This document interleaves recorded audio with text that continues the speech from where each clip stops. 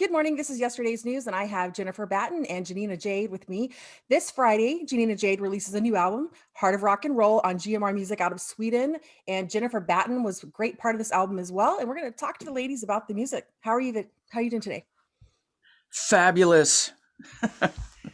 How about you, Janina? I think there's no stress this week. You've got an album coming out on Friday. A little bit anxious. How are you doing with that? No, not really. Not really. All the reviews been absolutely amazing, and I'm really happy about it. It's just, oops. So let me ask you. I think a lot of people in America here, we all know Jennifer Batten, and the world knows Jennifer Batten. I mean, there's a long love history of guitars, Michael Jackson, Jeff Beck, your solo work. Myself, one of the things that I really lately noticed Jennifer from is the She Rocks Awards from 2016 as a recipient. I think it's a great organization. I go down there and I do some shooting for them. And I think it's really cool that this legendary guitar player has linked up with Janina Jade, who's also a great, fabulous guitar player and singer-songwriter. How did you guys meet? How did this come about that you decided to work together? Janina, you're on. Me? Oh, God. I was hoping you would take that one. Well, you're the one that hired me. Yeah, I know. But the long story, or the sort of short story, but there is no short story when it's me, as you all know. But Jennifer, in 92, first time, fell in love with your guitar playing, and a few years passed till last year, and you were doing all your sort of these live streams on Facebook, and I sent you a message, or maybe 100 messages, and we started talking, and you agreed to do the album together with me. I'm very, very grateful for it. It's amazing. You are amazing. Well, thank you. That was worth tuning in early for. It's it's interesting since the internet opened up. Anybody can click on contact, and I don't have a drove of people going through my mail. It's me. So, whether it's coming through my website or the Guitar Cloud Symposium, or if you happen to have my email, I check it all. It's not easy to keep up with. There are things that fall through the cracks. But that's how I've been getting work the last 10 years or more. I wake up and check email and go, oh, I guess I'm going to Alaska. Or I guess I'm going to Japan, or, it's kind of like Mission Impossible. Should you accept this invitation, here's where you're going, and here's your flight.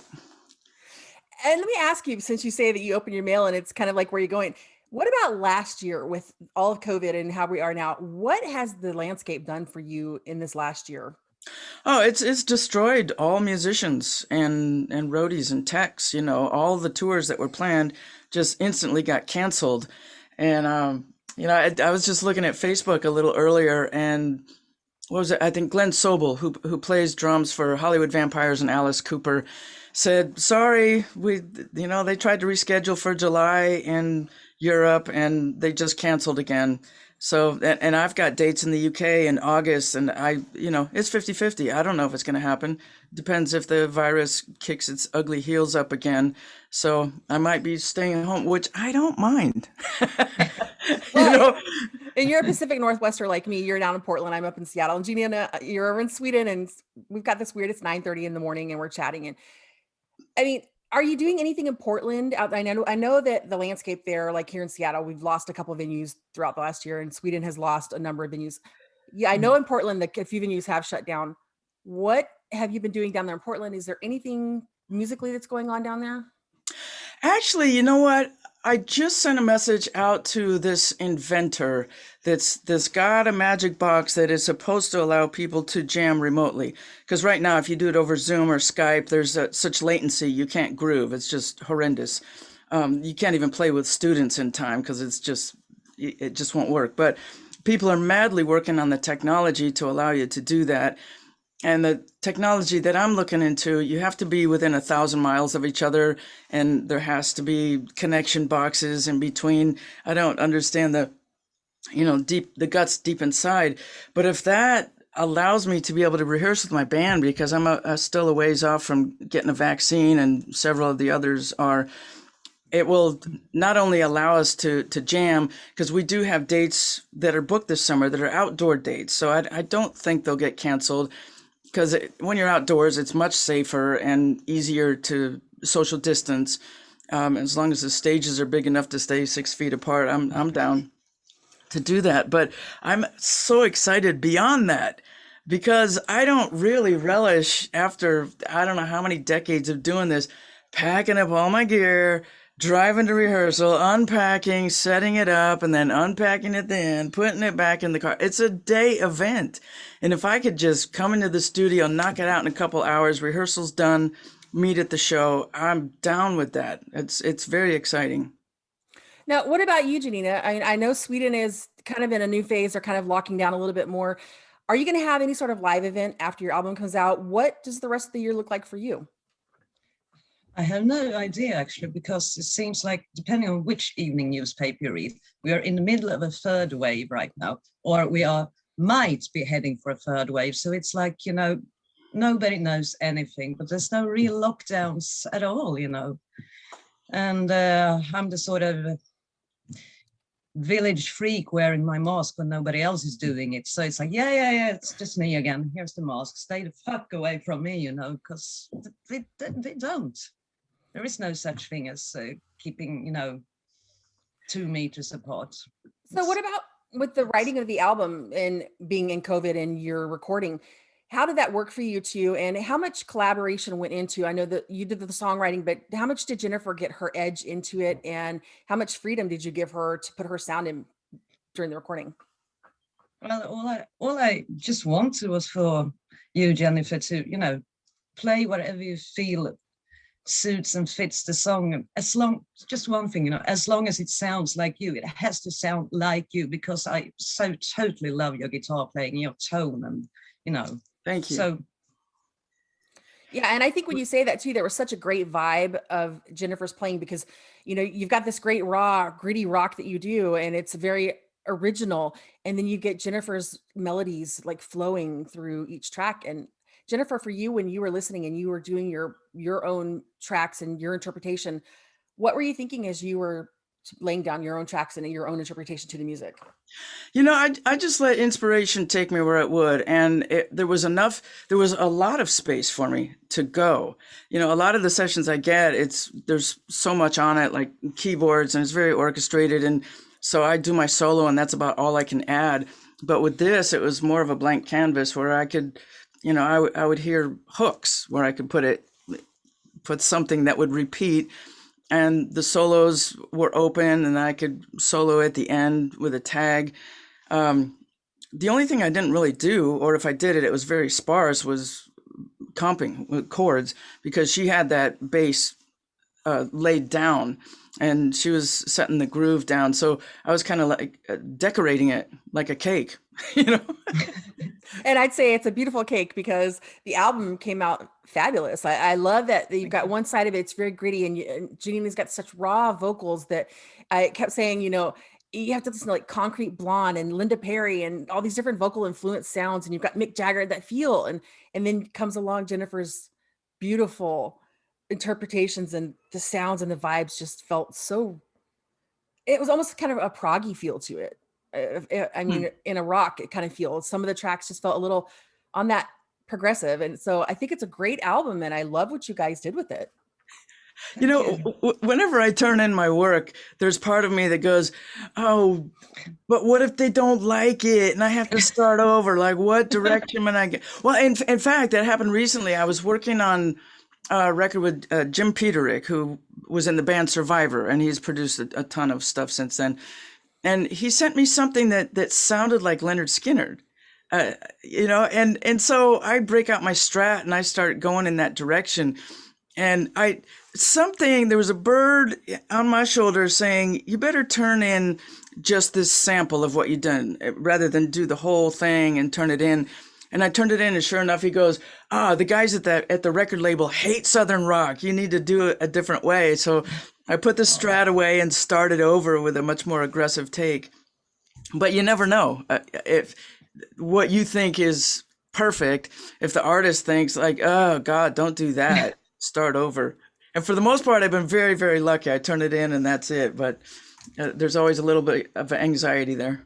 And I love that you touch on that the label had kind of a say in that, because I think as a music listener myself, I think sometimes the labels are kind of off, because I question myself. I listen to a lot of bands or labels and I'm like, oh, why did they put this album in this track list order? And, what were they thinking with this? And so it makes you wonder how much the labels involved versus some of the artists are able to just to turn everything in and say, okay, here's my album. This is the way I want it. I think the more money it's worth, the more the label has their fingers in everything. Like I remember Aerosmith turned in a record one time, and a complete record, and they turned the whole thing down and said, "Nope, start over. We're not smelling hits." That's awesome. That's I love those kind of stories. That's because there's so much behind it. And I mean, I see the fans today because the internet has changed the whole surface of how people react and talk about music. And it's just this weird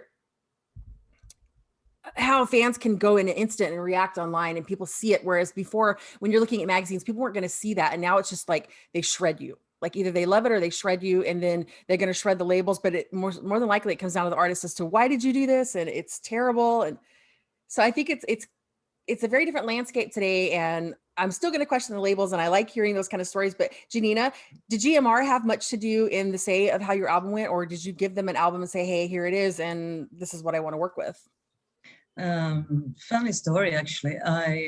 As soon as you had a first basic sort of really, really raw, rough mix, not even a mix really, but a one track of Harder Rock Roll, the title track, I sent it to Lena at GMR, and yeah, she called me up and wanted to sign me, and it was initially going to be a 4-track EP, but she said, no, I want you to do a complete album, full length. So yeah, great, wow, thank you, I'm happy about it. And as soon as I put the phone down, I go, oh fuck, I'm 6 songs short. I have 2 weeks. Oh great, or 10 days or whatever it was. It's like, yeah, okay, start writing, But she signed me on the strength of that song, and she loved it instantly. And I have to thank you for that, Jennifer, because I think, she was just said, yeah, it's good, but Well, so you never know. for everything. I thank you for everything. Can I say it one more time? I thank you for everything. Stop. No. So let me ask you, outside of the album, Jennifer, you've got the Guitar Cloud Symposium that you're doing through Positive Grid. Can you tell me really a little bit about it so that people that are paying attention to this understand what you're doing outside of recording right now? Sure. I think 6 or 7 years ago, I decided to put together this seminar that was really intense. It was 4 hours. A friend and I went around America for weeks and weeks and weeks, and went to just about every Sam Ash store in the country and colleges and different venues. And there was so much that I wanted people to know. After teaching students on Skype, before I even knew what Zoom was, there's such helpful apps for musicians, and I've had so much experience going around the world. I had a little travel portion, and trying to pay it forward and impart to the masses things that could take them to the next level. And I kind of modeled it after TED Talks, where each thing I wanted to talk about was reduced to 20 minutes.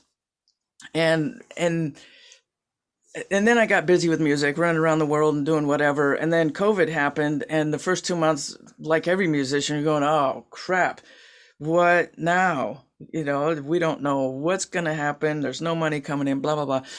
So I came up with the idea one day, well, I did do this seminar, and now everything has to be virtual. And I called up Neely Brosh and Gretchen Menn because I had toured with them just before lockdown, and we got along just fine and wanted to do more stuff together. And I also called Vicky Genfan because I had toured with her in the Czech Republic and in America. And I said, let's do this thing. Instead of me creating all the content, let's make it a lot more rich with perspectives from all these different people. And I said, each of us is going to do 6 subjects of things we're most passionate about teaching. And I didn't control it at all. We just started with a list of 10. We had a bunch of Zoom meetings and pared it down to 6. And I decided to do this format where the Friday night the Friday night would be an orientation where we get to know the students. And we ended up with 15 different sponsors. So I talk about the sponsors, and there's amazing giveaways like amps and guitars and straps and strings and on and on and on from the sponsors. Saturday and Sunday is the content, just bam, bam, bam. And then on the Monday, I think because when I went to Musicians Institute years ago, we would get a seminar once a month by some monster like Pat Metheny, Lee Ritenour, Larry Carlton.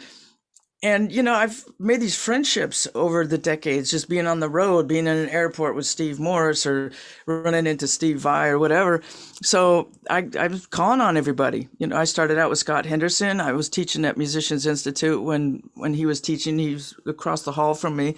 So I called him up. A couple of years ago, I toured with Andy Timmons. So I called him up for the next event that we did. And so far, we've had those guys and Steve Vai. The last one was Dweezil Zappa, and the next one's going to be Steve Lukather. So that's the icing on the cake, to have this private Zoom meeting with these monsters of guitar that students that normally would never have private time with these people. That's the icing on the cake to the weekend, and it's super inspiring. And sorry, my dog Elvis is very codependent. So we launched it, and it's been a success. And the things that I did not see coming is, I thought, okay, here's the content. Every month we're going to have 50 new people, and the same people kept coming back. And so we're going, I can't teach the same thing. And we're just kicking our own asses to come up with new content and progress it. And it's just growing in a way that I never expected. And in part because the alumni keep coming back, has created this real community where, especially in COVID, where people can't get together. And this, of course, will go far beyond for as long as I can, as long as my finger will still hit the Zoom button to go. So I've got a once a month private alumni Zoom chat, because I think it's super important for the students to get to know each other. Because when I was at guitar school, I learned a lot from the teachers, but I also learned, and for instance, two-hand tapping, that wasn't from a teacher, that was from a fellow student that got me into that. So you never know where inspiration is going to come from, and how information from one person, whether it's a teacher or fellow student, can send you on a completely different path. So that's the community. And we have a private Facebook page that people will post in also. So it's a safe environment where you're not going to get trolls going, you suck. It's like everybody's encouraging each other. So people that might be shy are recording themselves and putting it up, and, we're cheerleaders for each other. So it's turned into a wonderful thing. And we're doing two different events. One is the long weekend, where we have all the sponsor giveaways and the special guests. And in between, we're doing a single Saturday deep dive into a certain subject. So far, the subjects have been creating your own album. Guitar Heroes was one, where I did 90 minutes on Jeff Beck. Gretchen Menn did Jimmy Page. Jude Gold, who was editor of Guitar Player magazine, did Van Halen, because he was in a Van Halen cover band. And Vicky Genfan, our acoustic resident, did Joni Mitchell. Nice. Yeah, so that was a really popular one, and it's super fun for us to dig in. We know a lot about the subject already, but to actually dig in and create a course is next level. And we're having a meeting tonight, actually, because I want to do a beginner's deep dive, like a beginner's boot camp. Because I found out that at Sweetwater.com, where one of the biggest online stores ever, they are selling 1,000 guitars every day since lockdown. And so there's a lot of beginners out there that, a lot of them, if they don't have guidance, it's just going to collect dust. Impulse buy, and ends up in the closet. So that's the next thing, and who knows where it's going to go from here. And I would be one of those. I'm guilty of buying a guitar during lockdown. Great. So and I like that you say that you're doing a beginners, because I was going to ask you, you've been doing guitar a long time, and Janina, you've been doing it as well. Do you notice that is there a shift in more women playing guitar now, and especially in the rock genre versus when you started out? I mean, what do you see in the trend today? There's absolutely more women. In fact, in the school of rock, there's I want to say 55% female. But yeah, it's definitely that way. When I was with Michael Jackson, I thought Prince had already had Wendy and Lisa, and I thought, okay, now Michael has me. These are the biggest tours in the world, so the revolution has begun. And Billy Idol was on MTV with a female keyboard player, and then 20 years went by and crickets, nothing. And all of a sudden, the seeds have been planted. Everybody's got high-speed internet now, and so it's inspired tons of girls, and there's some phenomenal players out there. I'd like to say there's not a month that goes by that I don't get my ass kicked by some 7-year-old girl in Indonesia, you know? That's amazing. I mean, I love to I've seen these videos and I just go, wow, because I'm struggling as myself, and I've been trying to learn to play for years, and I don't know if it's the arthritis in my hands or I just don't have the right discipline, but and then you see these 7-year-olds and you're like, what did I do wrong? Or are you just naturally gifted? That's just kind of, Right. yeah. And it's great too, because I was actually just reading an article yesterday. Lizzie Hale of Hailstorm was talking about how when she was learning, her very first instructor actually gave her one lesson and told her mother after the lesson, pulled her aside and just said, you know what, she's a girl, it's not worth my time, I don't want to teach her anymore. She Wow. won't be back. And I'm thinking, wow, did she show you something? I mean, that's just it. I don't think there's a boundary in there between women and men in playing the styles. There's women like Nita Strauss. I love her to death. She just shreds, and she's just such an amazing guitar player. And then, and I don't look at her any different than any of the guys out there. To me, it's a great guitar player is a great guitar player, and Yeah. everybody's got something beautiful in their music to put out there. So it's great to hear you're seeing so many more females Oh, yeah. speaking up. Yeah, I think, the culture thankfully is changing. It's still way the fuck male dominated and will be for years to come. But my guess is that it has been thought of as unladylike to play aggressively. It's okay if you play your little violin or strum and sing, but to really dig in is threatening to a lot of men. So, they have to get used to it now because we're rising with or without them.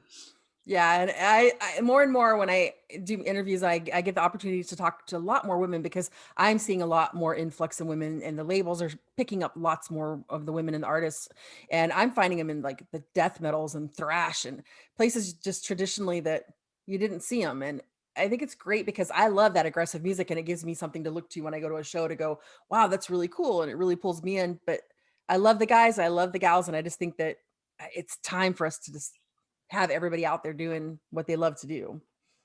Yeah, especially now. I think a lot of people are hopefully have taken this time at home to reflect on what matters, and what matters is taking care of your mental health. And if music is not part of your life, whether listening or playing, then you're really missing out. And I think a lot of people this year are very off because whether you're an artist or you're just somebody who consumes it, there's not been any shows really. There's the live shows online that I think a lot of people are getting fatigued with, but it's just Yeah. that the camaraderie of going to the live show, the environment, the feels, and hugging people and hanging out with people that love the stuff you love. And I can't wait for real live music to come back to us and to get out there again, because I hear a lot of mental health friends of mine that music is their outlets, and they haven't had that in over a year. And we've got to make sure that we're helping our friends, but also keeping check on our friends during this time. Yeah, you're right. Suicides are through the roof. It's frightening. I mean, obviously it's not normal for us to be like this. So um, people can only take so much. In fact, I lost a friend through this too. I'm very sorry. Yeah, I think every person I've talked to has got some sort of link in that, whether it's the suicide during this time or COVID during this time. And the stories are heartbreaking to hear yeah, on every side of it. indeed. So, what about you, Janina? Do you think the album is going to resonate more with guys or gals or both evenly? What do you think is going to happen on Friday? That's a tricky question, because I have never, ever sort of thought about these are guys who are playing and these are sort of girls. I just don't. I never had any role models looking up to female musicians. I mean, goddamn, I wanted to be Paul Stanley when I was 11. You know, for a few years, I wanted to be him, not like him. But yeah, obviously, then I wanted to be Keith Richards. And yeah, well, that didn't work out really. So I'm just being me. So is But it no, I don't know. I have no idea. I just hope that,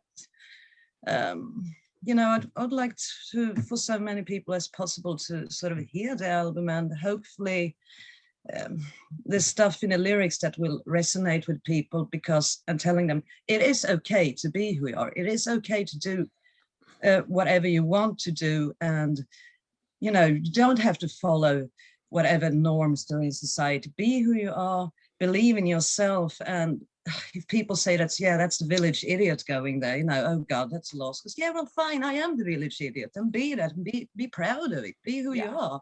And, you know, I don't know. I mean, it's funny because you've been compared to being the female Keith Richards, and I thought that was kind of an odd thing. But then I was like, I can see, because we've had a few conversations before, and you're a little quirky on that, and but then it's the playing and the style, and I could totally see. Yeah, I get that. That's cool. And for you though, being that you are female and you are out there and playing and doing your music, and you're suddenly thrust into this, whether you like it or not, you're a role model for the girls that are looking up to you, because there may not have been anybody for them until now. What do you have to say for any the gals and even the guys that are learning to pick up a guitar?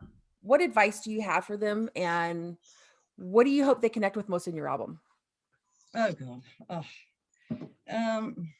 Advice, I don't know. Just, I mean, if you really want to play an instrument, just go for it, do it. And it feels right, it is right. And if you check a book and it's like, oh, I don't know these chords, I can do it. Well, if it sounds good, if it feels good, if you know 3 chords and are happy playing those 3 chords, do it. If you want more, if you want all the stuff that you can learn at Guitar Cloud Symposium, for example, then go after that, you know. But, you know, don't be too hard on yourself. I've been too hard on myself. I injured myself being too hard on myself. Couldn't play for a year almost, you know. You shall not attempt to do a lot of sweep picking arpeggios on a fucking Les Paul guitar when you have small hands. No, not a good idea. That is one piece of advice, though. Don't do that. And yeah, I don't know. Just, you know, play. And if you really want, I couldn't sing for shit. I couldn't. I mean, I was out of key totally. Probably am sometimes still, but I felt it was something I wanted to do, so I just kept doing it. Regardless, I've been playing gigs, going up just with an acoustic guitar, doing sound check, and then you're sort of backstage, and some people in other bands walk up to you at a festival. And, hi, yeah, I heard you sounded. Yeah, cool, right. Oh God, someone's talking to me. Oh, they're nice. Yeah. Oh, you sound like a fucking hungover Janis Joplin, just sort of risen from the grave. Well, thank you. I'm just going on stage in 15 minutes. Thank you very much. Yeah, fuck you too. You know, it's like, yeah, no, just do it. It doesn't matter. If it feels good, it is right. And if you have something to say it, you really need to say it, then say it. I mean, look at Bob Dylan. Look at, you know, he's no, you know, great singer, but he's got a lot of stuff to say. Absolutely. Just, you know, go with how it feels. Absolutely. And Jennifer, I'm going to give you the last question here. Yeah. A little bit of the same. Do you have like one piece of solid advice for people that are new coming into guitar? And I've got this one that's been hitting around in my head for a while that I just want to ask you, because I've been trying to avoid the Michael Jackson topic. I just wanted to ask you, because he had some pretty heavy riffs and stuff going on in a lot of his music, even though he's considered kind of a pop, but he kind of crossed the boundaries. Do you think if he was still alive today, he would have done any of these crossovers into rock like a lot of artists are doing?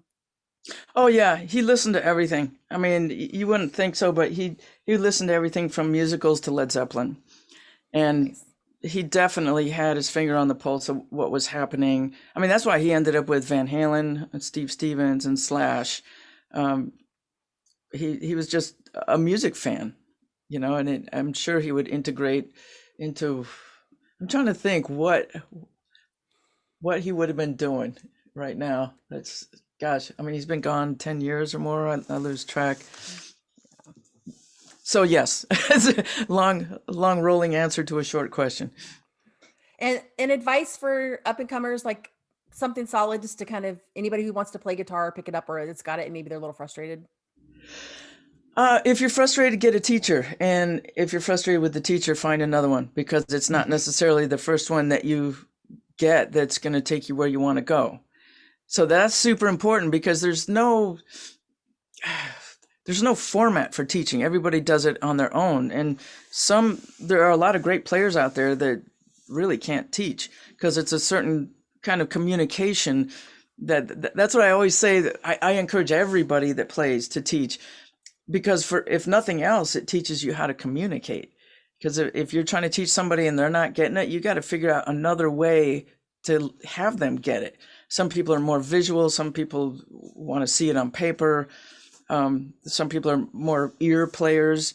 So you kind of have to meet people where they're at. Awesome. And I've heard that kind of advice from others. John 5 told me the same thing. He had to find an instructor that would play him what he wanted to play. And was some great advice that he said, just find somebody that plays what you want to play, and then it'll keep you interested. Yeah, that's really important. I try to, because I went to music school and got in theory and all that. I try to spoon feed students that, and some of them that aren't into it, that'll be 5 minutes of a 30-minute lesson. Okay, now go through that scale again, and now here's this other tune. Because the tune that's what you're after anyway, is to play tunes or to improvise. That's the fun part of music, rather than just playing scales all day. So that's how I do it. Awesome. Well, let's wrap this up. So Heart of Rock and Roll is out this Friday through GMR Music. It's gmrmusic.se. You go buy the album there. And Jennifer, you've got Cloud Symposium. You guys can find that at theguitarcloudsymposium.com. Go check it out. If you're interested in it and you've been inspired, or you've loved Jennifer for years and you want to get some knowledge, go check out the program and see what's going on over there. And ladies, thank you so much, Janina, Jennifer. This has been a great conversation. And I hope that you guys have been watching, have learned something and heard something interesting, and keep listening to music. And this is what we do. You've got to get out there and enjoy it and find a way to connect. And I'm looking forward to both of you guys doing something live once it comes back up, and be safe with what's going on in the world. And I hope to see you guys soon. Well, thank you. Thanks for having us. Thank you. Thank you.